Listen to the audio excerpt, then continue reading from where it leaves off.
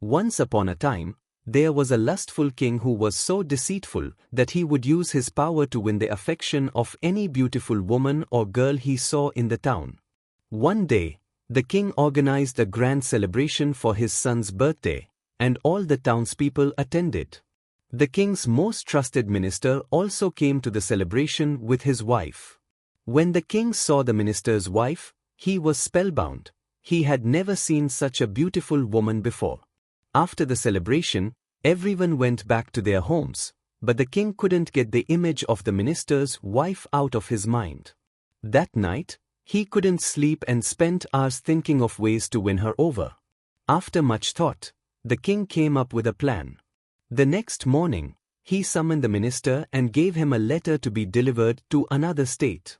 The minister agreed and left after telling his wife, unaware of the king's intentions. As soon as the minister left, the king, eager to meet the minister's wife, got ready, put on his perfume, and set out on his royal horse. Meanwhile, the minister's wife, named Kapala, was drying her wet hair in the courtyard when she saw the king approaching. She immediately rose and greeted him. The king, in a flattering tone, complimented her beauty, saying that he had never seen such a beautiful woman in his life. Kapala, however, was not fooled by the king's charm. She was a wise and devoted wife who immediately recognized the king's intentions. She said, "Maharaj, let me ask you a question. Is the lion the king of the jungle? Does it look dignified when it eats filth and rolls in the dirt? If a justice giver himself starts doing injustice, what will happen to the people?" The king was deeply ashamed after hearing these wise words. He realized that his actions were dishonorable, and he felt guilty. At that moment, the minister remembered that he had forgotten the letter at home and turned his horse around to retrieve it. When he returned and saw the king's horse outside his home, he immediately understood what was happening. His blood boiled with anger, but he decided to remain silent and leave. He picked up the letter and went to the destination where it was to be delivered. When the minister returned, the king rewarded him with valuable jewels and gems. The minister took these back to his wife, who asked where they came from.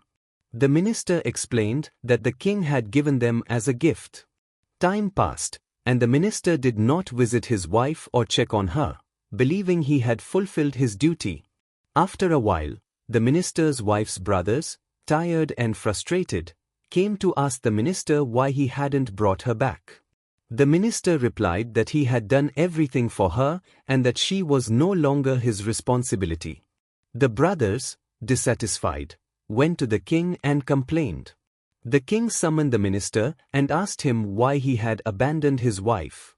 The minister explained that when he had first received the beautiful garden from the brothers, it had been flourishing with fruits and a freshwater well. But after finding the tracks of a lion in the garden, he became afraid and stopped visiting. The king listened carefully and said, "Minister, don't be afraid. The lion may have visited the garden, but it didn't damage it. The walls of your garden were so strong that nothing could harm it." The minister then went home and brought his wife, Kapala, back. Everything was resolved without causing harm to her honor. Everyone in the court was amazed by the wisdom of Kapala and the cleverness of the minister. The king learned a valuable lesson about justice, honor, and wisdom.